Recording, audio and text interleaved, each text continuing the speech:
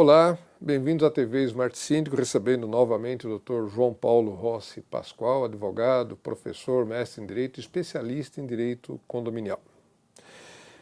Dr. João Paulo, vamos falar um pouquinho sobre legislação. Quais são as leis, qual é a lei que rege a vida dos condomínios? Olá, Laerte, é um prazer retornar aqui.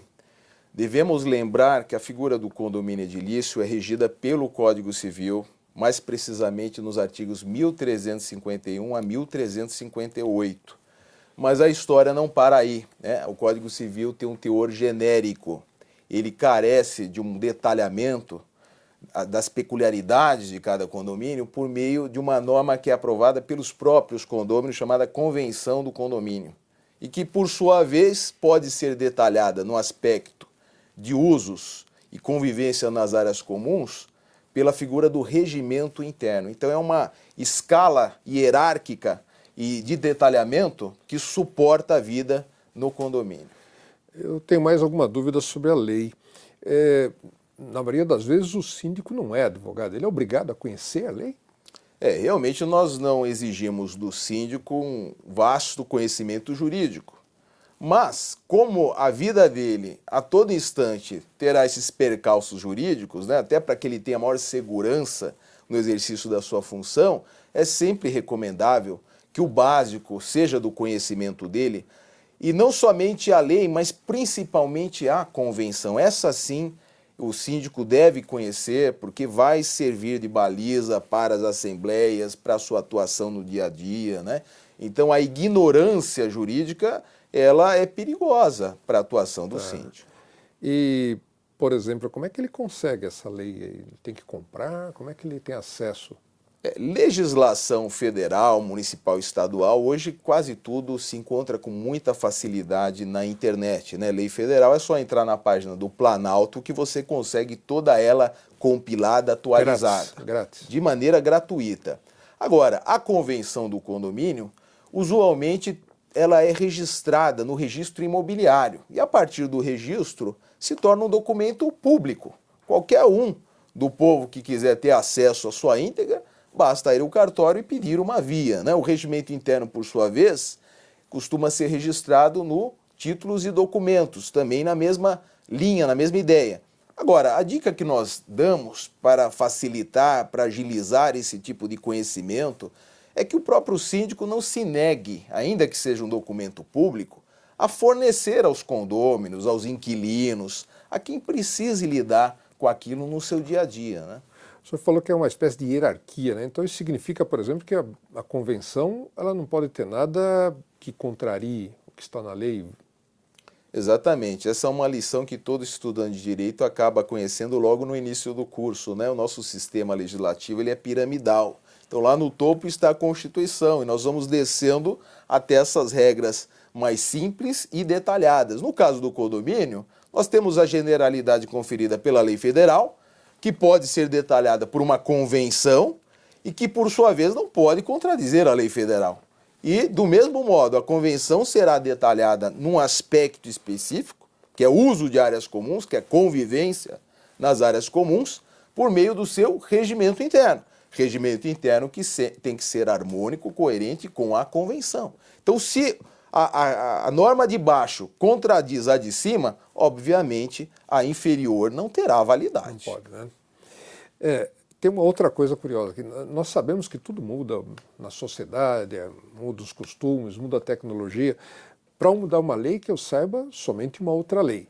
Agora, se a convenção ou se o regulamento precisar ser mexido, alterado, não estiver mais satisfazendo os interesses dos condôminos, dá para mudar a convenção? Dá para mudar o regulamento? É possível fazer isso? Claro que sim, Laerte. O que você disse está coberto de razão, né? Nenhuma lei é imutável, nem a Constituição da República, quantas vezes ela foi emendada, né?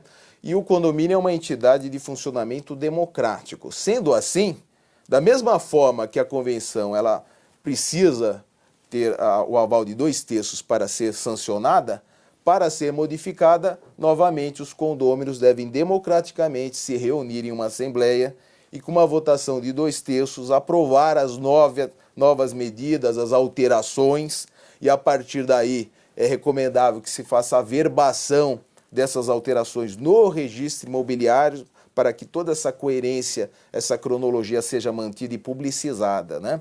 O regimento interno já tem uma pimentinha aí. O Código Civil sofreu uma alteração em 2004 e originalmente ele falava em 2/3 também para regimento interno. Mas isso caiu. E hoje a tese prevalente, até com base em jurisprudência lá do STJ, né, do Superior Tribunal de Justiça, é que nós aprovaremos ou modificaremos um regimento interno com a votação exigida pela própria convenção. Então a convenção poderá fixar um quórum, uma votação, para que o regimento seja aprovado ou alterado. O problema é que, por uma má redação, poucas convenções chegam a esse nível de detalhamento. E aí, por uma questão de segurança, de cautela, nós sugerimos que se use a mesma votação para alterar a convenção, que é 2/3 dos condôminos, e a partir daí aquilo passa a ter o caráter de obrigatoriedade no condomínio. Perfeito. Finalizando, bem, para mudar leis, nós sabemos aí que a regra geral são os nossos representantes no Congresso que fazem essas proposituras e nem sempre os eleitores gostam muito do que eles estão fazendo. Mas no condomínio não, né? É o próprio condômino, deve ser discutido amplamente com o próprio condômino, explicado qual é a mudança que vai fazer no regulamento, no regimento, na convenção, para depois mudar. É isso mesmo, né? Não é um trabalho fácil, não se muda a convenção a todo instante, parte-se do princípio que o síndico, como líder dessa comunidade, como representante legal, fará uma lista de prioridades sobre quais assuntos merecem um carinho maior, uma atenção, aquilo que tem que ser corrigido, e diante daqueles tópicos ele fará uma preparação para a Assembleia, para chegar numa redação que seja a de consenso perante os condôminos, mesmo porque 2/3 em Assembleia dificilmente nós conseguiremos sem esse trabalho de conscientização, de incentivo à participação, até usando da procuração para fazer valer o voto daquela pessoa que não pode comparecer por alguma razão naquele dia, né? Então é um trabalho árduo, é um trabalho demorado e é um trabalho coletivo. O síndico, quando muito, ele é o indutor, ele dá o start, ele inicia as conversações, elencando os tópicos prioritários, para chegar a essa redação de consenso que vai se alinhavar nos 2/3 em Assembleia. É fundamental que tudo seja aprovado por Assembleia. Uma dúvida muito comum é essa, se eu posso usar o subterfúgio de uma tomada de decisões fora, por quis, por abaixo-assinado. Isso não serve. A lei tem que ser na Assembleia. Exige a Assembleia. Perfeito. Muito obrigado pela participação. Eu que agradeço.